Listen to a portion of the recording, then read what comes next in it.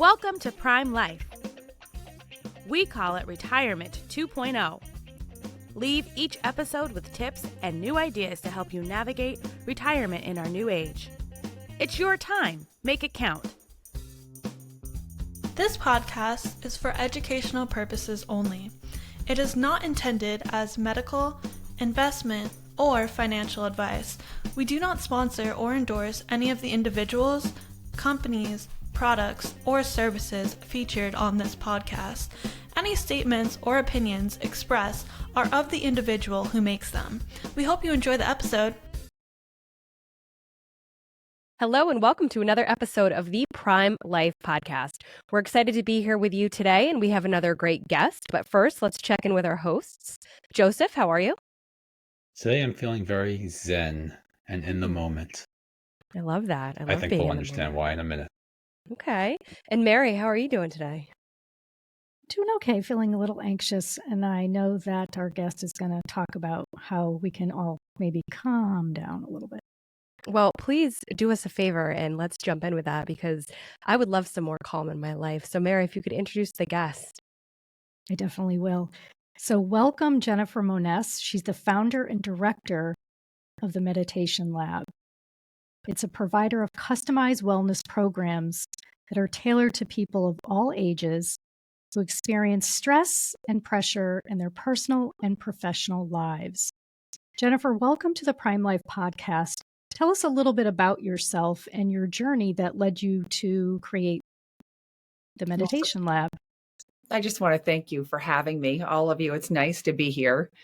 My goodness, my journey into mindfulness began really during a period of significant stress and overwhelm in my life. I just graduated college and was working at the time. And first, the transition from living in Florida to moving to Philadelphia is where I went to college, and then on to New York City. So there was obviously the fast-paced nature of New York City was taking a toll on my mental well-being, but the demands of work were incredibly challenging. My mother had been diagnosed with a life-threatening issue, and I definitely felt a deep need to make a change. I could see that in the way that I was feeling physically and the way that people were experiencing me, in my life. So for our listeners who may not be familiar with the term mindfulness, can you talk to us a little bit about what it means? Oh, yeah, absolutely. Well, by definition, mindfulness means paying attention on purpose to whatever we want to be paying attention to. But what's most important is that we do that with kindness and compassion. So we don't bring in any sort of judgment or commentary about what it is that we're observing. Many times people say mindfulness, like at its essence, is the practice of being fully present and engaged in the current moment.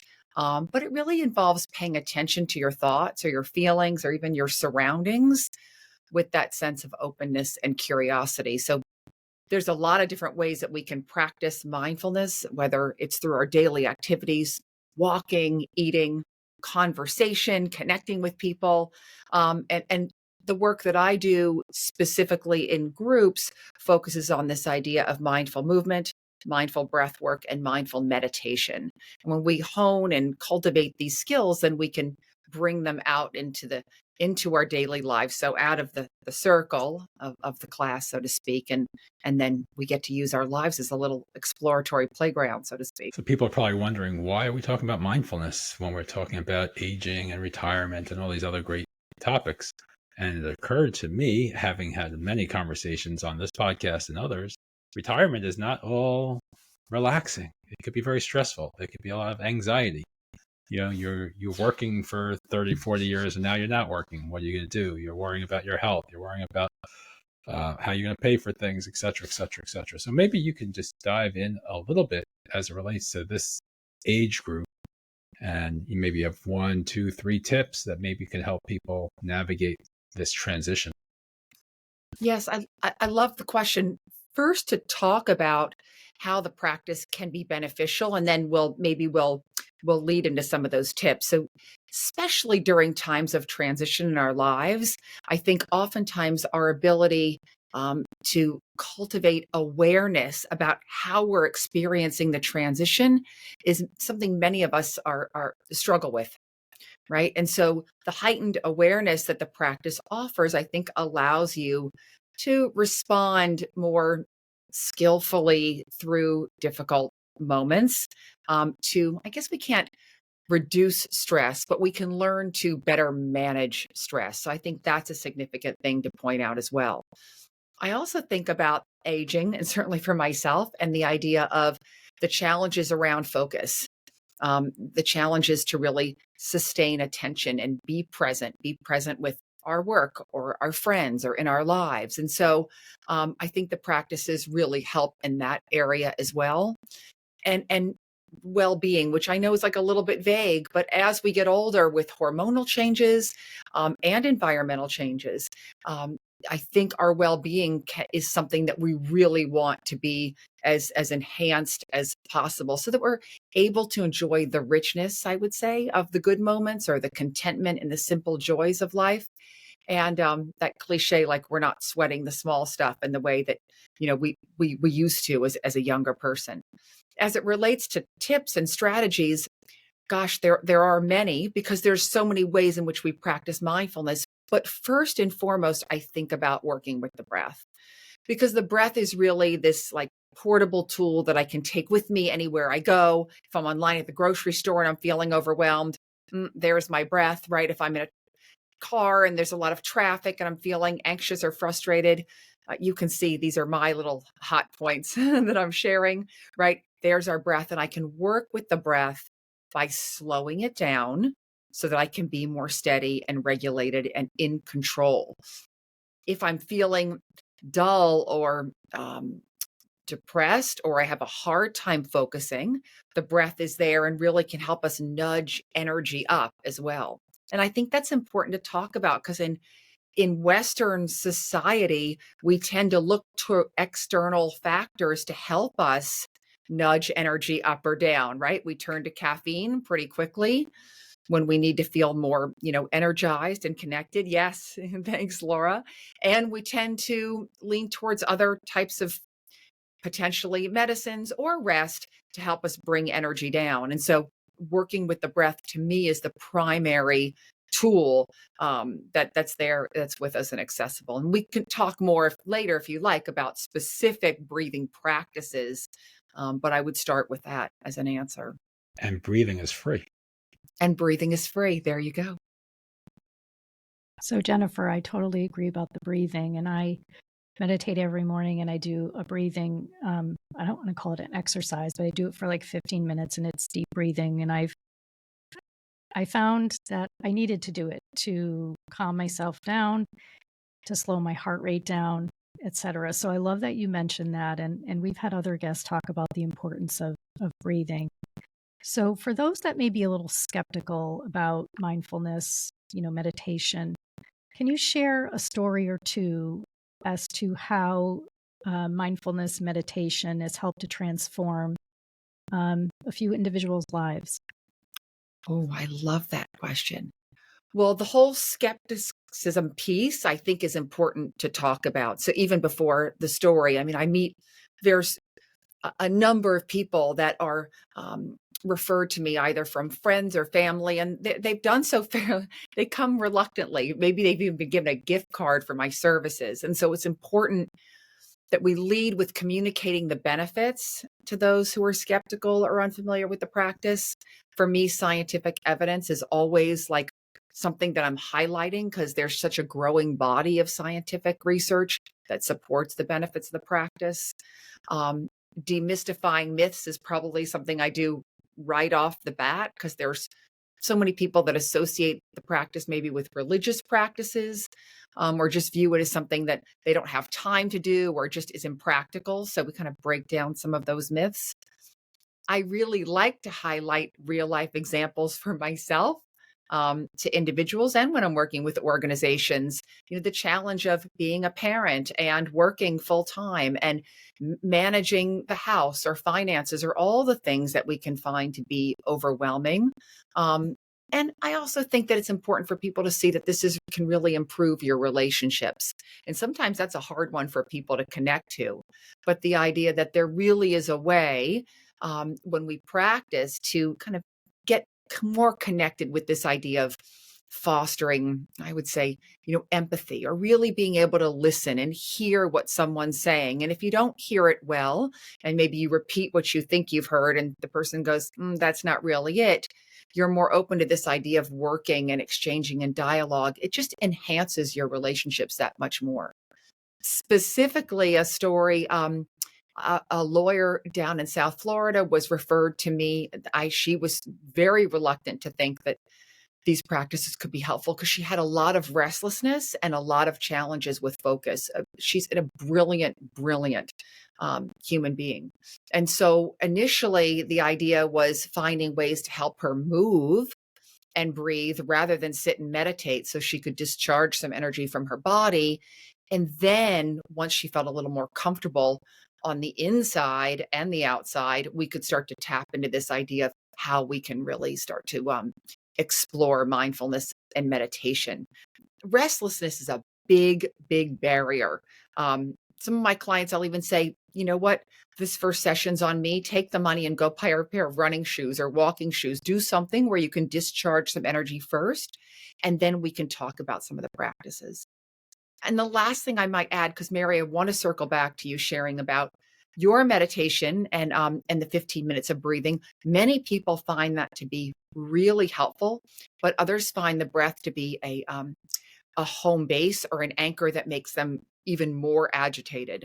I do work at NYU in their cancer survivorship program, and many participants in the program suggest that the breath and using the breath as an anchor just does not work for them. And that's okay. So know that the breath is great, but it's one tool out of many. And others need something like just a feeling in the body that's a little more grounding and settling for them to focus on, even if it can be a sensation that's painful, just kind of watching that. We know that painful sensations, even something as simple as an itch, has like a bell-shaped curve in terms of the way we experience. So it grows and heightens, but then it softens. And we watch kind of the flow of that movement of sensation. And that's where we just direct our attention to. So a lot of different ways we can play. Yeah, I find that really interesting. And I would be curious if you're able to share with us, understanding that the practice lengths they differ and depends on which ones you're going to do. But is there a short practice you can share with us right now where someone who may find themselves either low on energy in the middle of the day, if that's a good example, or if that doesn't work for a short time period, is it somebody who just needs to be able to refocus? What's a quick practice one could do for one of those two items? And we'll get that answer after a brief word from our commercial sponsors. NASA is always working harder to be your carrier of choice. We offer insurance products that can help you meet your retirement goals, such as protecting your savings, securing lifetime income, or paying for healthcare costs. We're dedicated to providing best-in-class service and are keeping things simple, and we'll have your back. We have around 400,000 policyholders and contract holders and have been doing this for a long time, 170 years, but we remain humble enough to always try to improve. For more information, visit nfg.com. Nassau insurance products are issued by Nassau Life and Annuity Company of Hartford, Connecticut, Nassau Life Insurance Company, East Greenbush, New York, or Nassau Life Insurance Company of Kansas, Overland Park, Kansas. Subsidiaries of Nassau Financial Group. Products are not available in all areas. Policyholder counts are for all Nassau companies as of September 30th, 2022, and are subject to change. Coverite is the first digital concierge health insurance platform focused on Medicare. Their mission is to make Medicare more transparent and accessible for America's 60 million Medicare beneficiaries. By simplifying a traditionally confusing and complex decision, Coverite delivers a simple, seamless, and hassle-free plan selection and enrollment experience. Try the Coverite platform and see for yourself why they've been referred to as the TurboTax for Medicare. Visit coverright.com/podcast to learn more. I love that. So when we're talking about this idea of nudging energy up, I'm feeling a little dull or lethargic or just disconnected. We want to be focusing on the inhale. We want the inhale to be long and strong and full, and the exhale just kind of takes care of itself.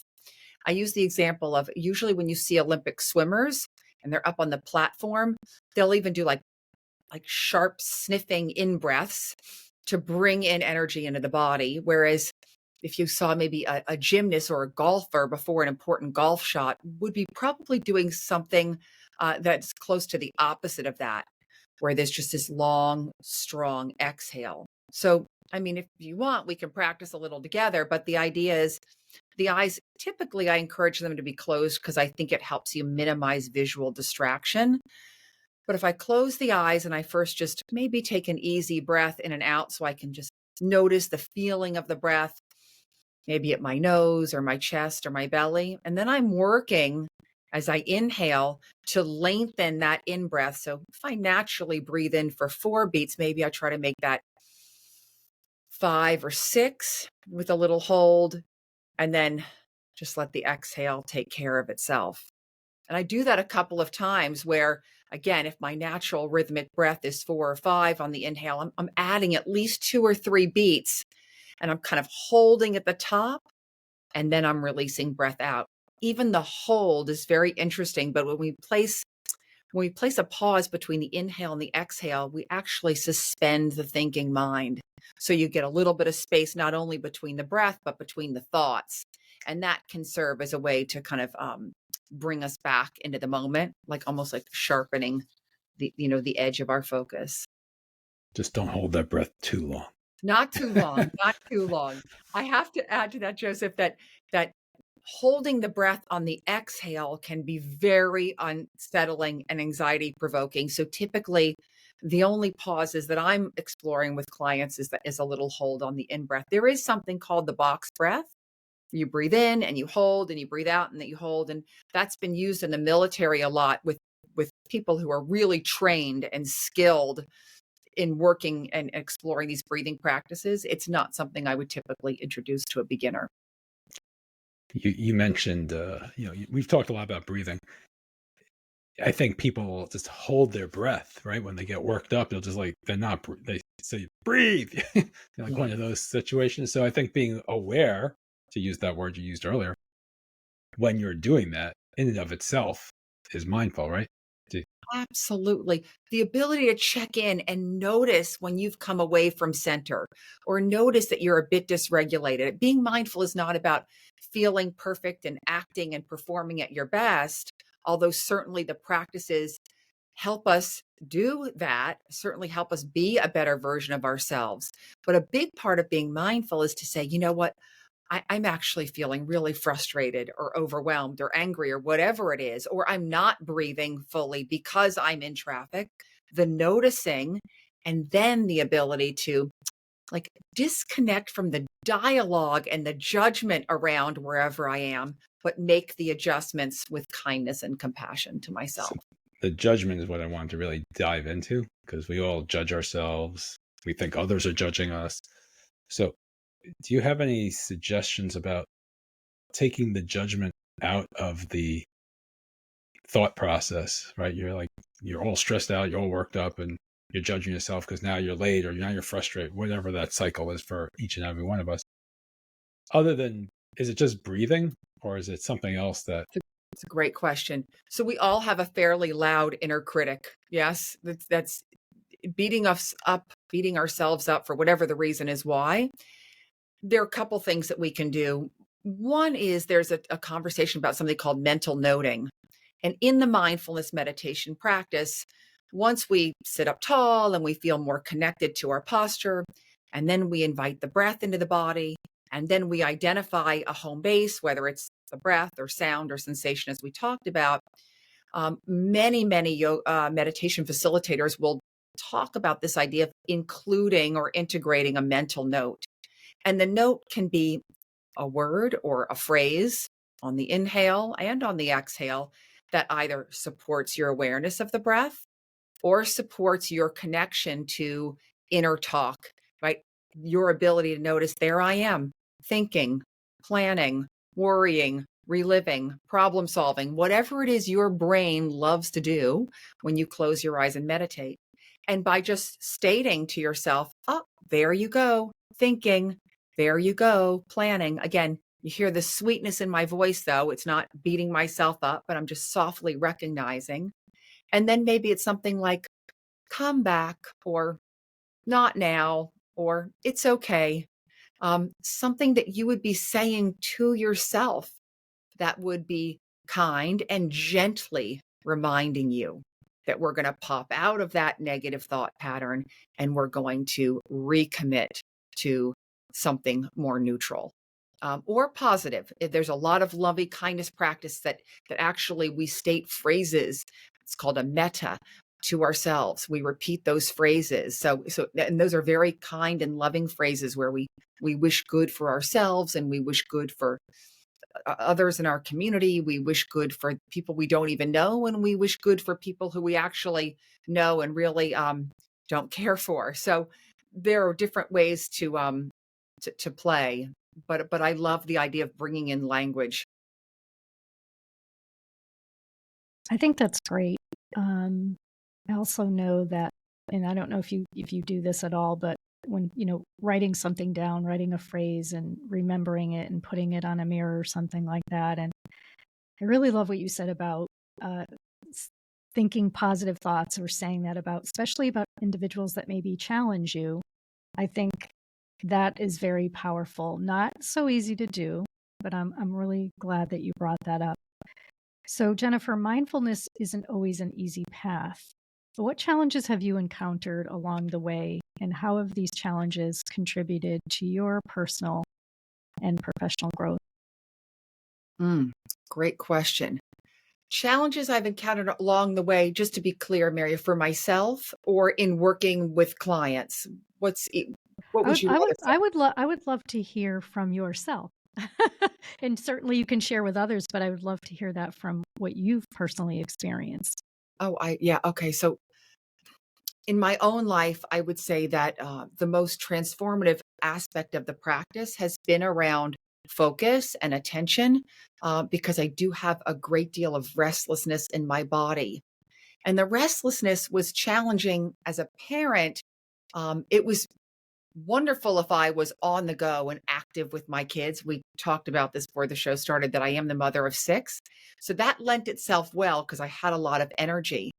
But if someone was homesick, right, or just wanted to sit down and read a book, it was really hard for me to just anchor myself down, to drop in and be present.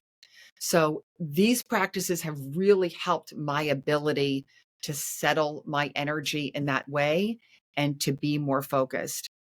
But the practices have also helped me, I would say, with emotional regulation. Um, Being more in touch with my emotions, especially as a parent, is like essential, especially as our children get older and have a mind of their own, as they should, about how they want to live their life and move through their life, and the ability to watch emotions come up, some that you're actually not so comfortable with, and be able to be with them and be with the experience, and then also to allow others to do what they need to do. The last piece I would say is connecting really to the present moment, being able to let things go, right? Even in this moment when we all met together and somehow I was worried that I was wearing the right outfit, and I could feel myself actually getting stuck to some extent. Should I make a move? This isn't what I thought. It wasn't what I anticipated. And then finding myself kind of rock back in my seat, take a deep breath and say, it's okay. You're okay. Move on. That was my own little, you all witnessed that happen, and that comes with practice, obviously, but I'm excited to say that, that it does come. I mean, it is one of the benefits that's like hard to like write about in research, when everyone talks about like, so share with me the research and how do we really see that these things are working.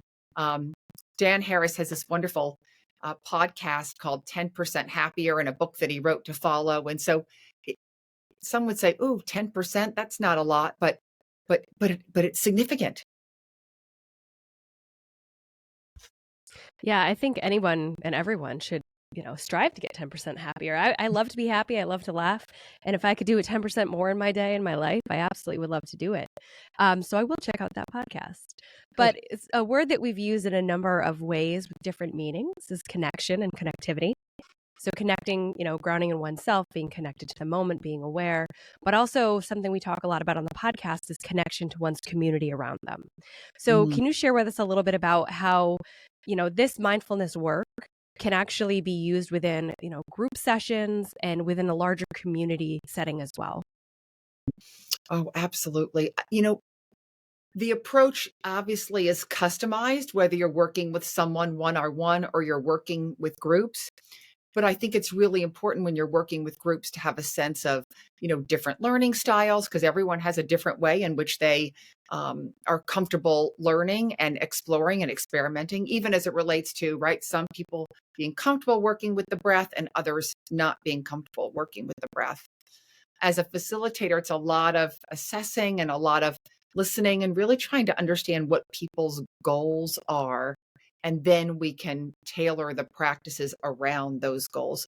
For instance, some people really enjoy guided meditations and they just want to be led on like this soft visualization.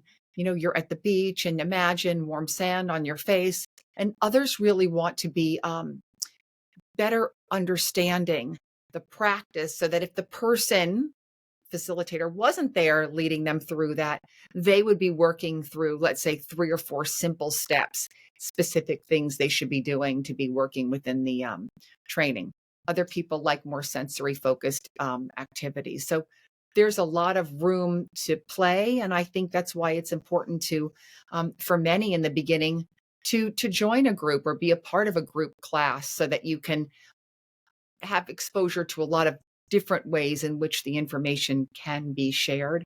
Everyone's going to have different comfort levels, around the practices, and it also helps me get a sense of what people are skeptical about, so we can really address that head on, right? And understand the skepticism comes from a lot of maybe even from your background or your upbringing, and that allows me to kind of approach that with a little more, you know, empathy, and then remind people that this the most important ingredient probably is open-mindedness when you first start, connecting the practices.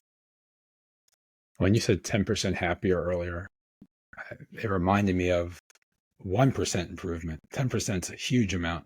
Yes. 1% a day is actually a lot when you compound it day after day after day.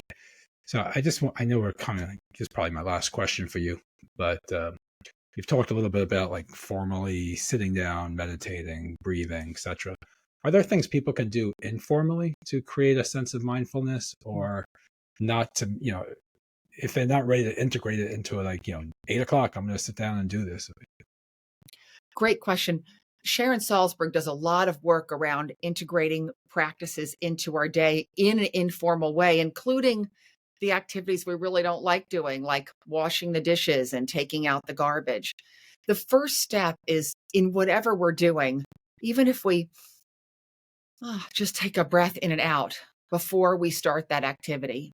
And then even as we're doing the activity, just maybe notice what's coming up for us. Typically, when I'm washing dishes, I'm fairly irritated, but I'm going back to the mother of 6 thing. There's a lot of dishes to be washed. Maybe there's even a dialogue of, why isn't anyone helping me? Or whatever my own little spin is on that. Being able to kind of drop down into the feeling of water in my hands or my feet on the floor, or just consciously going, you know what, Jennifer? Relax your shoulders, right? Just take a moment to relax your body, and then noticing how that impacts and affects kind of the dialogue or the thoughts in my mind. But the first step is noticing. There's probably like nothing more important than noticing. In meditation, we talk about this idea, and I bring this up because it's important, of being the witness of like your thoughts, your emotions, your inner talk, the imagery. That's like all in the theater, that's all on the stage. And there you are sitting in the audience watching. Now that's a process cultivating the witness consciousness, so to speak. But as we do that in our day-to-day activities, we can get like a chuckle out of ourselves, going like, oh God, there you go again, getting crazed about being caught up in traffic. It's okay. You've got your Waze or your Google Maps on. It's going to take a few extra minutes. A little mental note. It's okay. You're okay. Take it easy, whatever that is. Some people even like a hand on the heart, right? One deep breath with a hand on the heart can be something that is just a simple way to reground you, take you out of your head, right? And back into your body, your physicality. I love that. Actually, since we've been on the podcast, I'm finding I'm more relaxed. So I thank you for that, Jennifer. I know we're coming to the top of the hour, so to speak. Before Laura asks her final question, Jennifer, do you have any final thoughts for our audience? A couple of takeaways that you would like to share? Now an ad from one of our sponsors. Remember when you could trust the news? Well, then check out Walter. Walter is the free, no-nonsense newsletter for grown-ups that comes to your inbox 3 times a week. From current trends, aging in place, travel, retirement, and everything in between, including a dash of pop culture trivia and throwbacks, Walter is a great way to start your mornings and to stay informed. Oh, and did we mention that it's free? Check us out at thisiswalter.com. Get smart. Get Walter. Final thoughts. If we're working with the breath, I like exploring specific breathing techniques. When I work with young children, so if you're a parent, you have a child who's anxious, we practice something called hot chocolate breathing. And I'm smiling because the audience can't see me making a little cup with my hands, but the idea is that I'm breathing in through my nose and I'm smelling the sweetness of the hot chocolate and then cooling it off with my lips. So in through the nose, out through the lips. That's a nice way to just relax and connect with the breath. I also really like heart belly breathing as a practice. I put one hand on my heart, one hand on my belly. Maybe I close my eyes. I take 3 easy breaths. And the idea is I'm noticing where I feel the sensation of the breath most distinctly, right? And so there's no right or wrong. But if it's at the heart, maybe I place a little mental note describing what I'm feeling, like maybe it's rising, falling, some sensation that I'm aware of at the chest. If at the belly, maybe it's expanding, contracting, or pressure, release, some sensation. And then all of a sudden now out of my head, back into my body, and I'm feeling more grounded and centered. So I like those 2 little tools. 478 is something that people talk about a lot. You read about that anytime you read about mindfulness. And that's just this idea of exploring the inhale, the pause, and the exhale. I personally think those numbers are quite long. I think asking someone to hold for 7 beats is a long time to do that, particularly for older adults. So I'm going to recommend like 3, 4, 5 simple numbers and simple ways to explore just a little pause between breaths, but not so much that you're feeling overwhelmed. That's great advice. And thank you for everything that you brought to the show today. And we're going to link to, your website and other resources in our show notes. But before we wrap, we'd love to ask our guests and explore a little bit deeper, right? You've shared a lot with us today. We know more about your story, your practice, what goes into the mindfulness. But what we want to know is, what is your why? Why do you wake up every day and do the work that you do? The work has made such a profound impact on my life, but also on the way that I feel from the inside out. The way that I move through the world is different.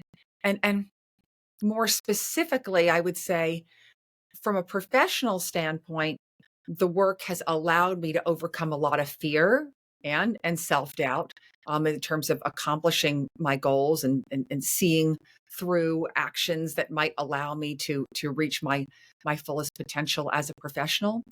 It's also allowed me the ability to communicate my message much more clearly. And I mean, not to go down such a deep dive in terms of the science and the research, but there's a lot of dialogue around how the practices impact different lobes of the brain that are not only responsible for us being more empathetic and connected to others, but as well, the way that our brain is able to better recall and retrieve information, right? Memorization, the ability to really sustain attention. So seeing those things show up in my professional life is not only exciting, but it fuels me to want to share that with others in the professional world. So I would say that. As it relates to working with older adults and children, there's nothing that makes me feel better than knowing that, in these times, whether you're younger or older, like there's a lot of many emotional ups and downs. And so to be able to use practices that can help you better emotionally regulate, to share that is like, it's actually an honor. Yeah. Yeah, we love that. And we appreciate you sharing with us today. For the listeners who want to reach out, learn more about potentially working with you and your practice, what is the best way for them to reach you? The best way to reach me is through email. Just send me an email and we can talk about whether it's working together one-on-one. If you're interested in joining one of my group classes virtually, that's a wonderful way to kind of dip your toe into the practice if you're not looking for the one-on-one experience. Or if you're looking to create a group of your own and you'd like me to be, virtually or in person there to facilitate a group of friends that already has an interest, that's another way that we can play. And lastly, if you have an idea like, oh, I work in an organization, I could really see one of these workshops being helpful for the group.